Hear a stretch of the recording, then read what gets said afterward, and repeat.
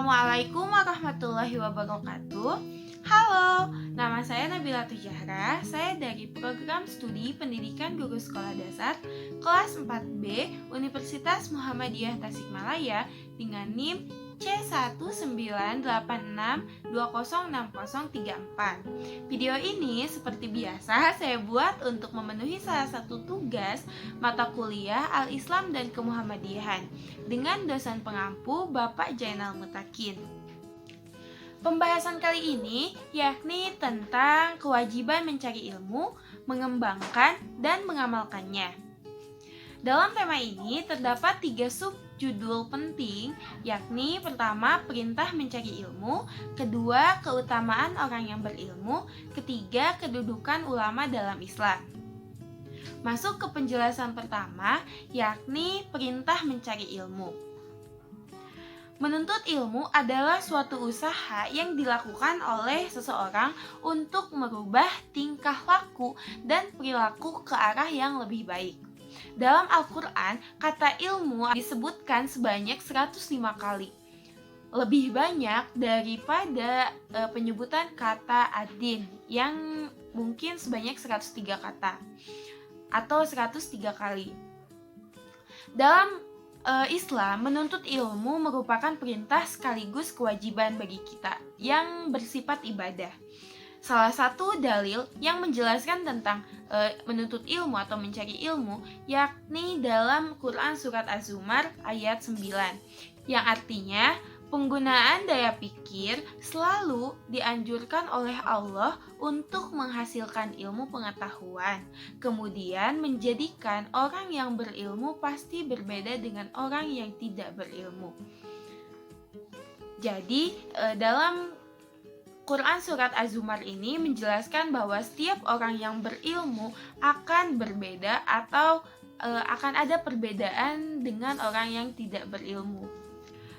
Dan bukan hanya dalam Quran Surat Az-Zumar, melainkan ada dalam beberapa Quran Surat lainnya. Baik, penjelasan selanjutnya yakni tentang keutamaan orang yang berilmu. Terdapat 5 keutamaan orang yang berilmu. Pertama, kedudukan atau derajatnya tinggi, termaktub dalam Quran Surat Al-Mujadalah ayat 11. Kedua, dapat mengenal penciptanya dan termaktub dalam Quran Surat Az-Zumu'ah ayat 2. Ketiga, mampu mencapai kebenaran. Maksudnya? Ya, menuntut ilmu adalah usaha untuk sampai kepada kebenaran atau al-haq dan keyakinan atau al-yakin.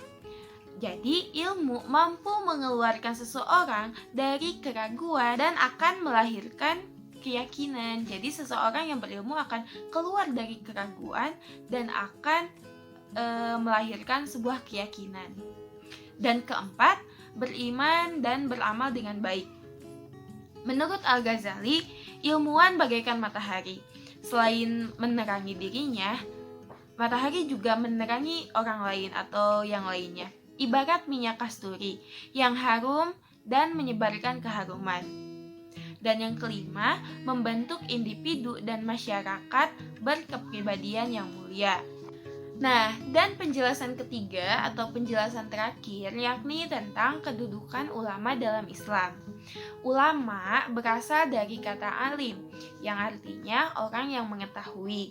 Menurut Al-Quran, alim adalah orang yang pengetahuannya menimbulkan sifat ketundukan kepada Allah Subhanahu wa Ta'ala.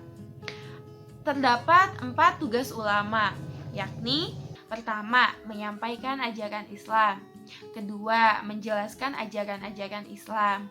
Ketiga, memutuskan perkara atau problematika yang timbul di masyarakat. Dan keempat, memberikan contoh pengalaman dan ketauladanan. Al-Quran memuji ulama dan menyebut mereka dengan panggilan alladzina utul ilma.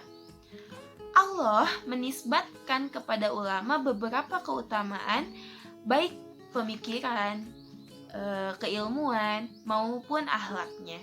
Nah, dalam perspektif sosiologi pendidikan, ulama berada di puncak piramida kegiatan pendidikan. Kelompok yang paling sedikit dan berada di puncak piramida itu adalah seseorang yang sungguh-sungguh mencintai dan mengembangkan ilmu. Penjelasan Al-Quran, hadis, dan fakta di atas memberikan gambaran yang jelas bahwa kedudukan ilmu dan ulama begitu tinggi dan mulia di hadapan Allah dan hamba-hambanya. Nah, jadi dari penjelasan tadi, kita selaku umat jangan pernah berhenti untuk terus menuntut ilmu, karena banyak sekali keutamaan yang akan kita dapat saat kita menuntut ilmu. Jelas satu lagi, kita jangan pernah meremehkan atau menyepelekan ulama, karena ulama adalah alladzina utul ilma, itu kata Allah. Terima kasih, mohon maaf apabila banyak kekurangan dan kesalahan, karena saya sendiri masih dalam tahap belajar. Fastabiqul khairat. Wassalamualaikum warahmatullahi wabarakatuh. Jangan lupa like, comment, and share.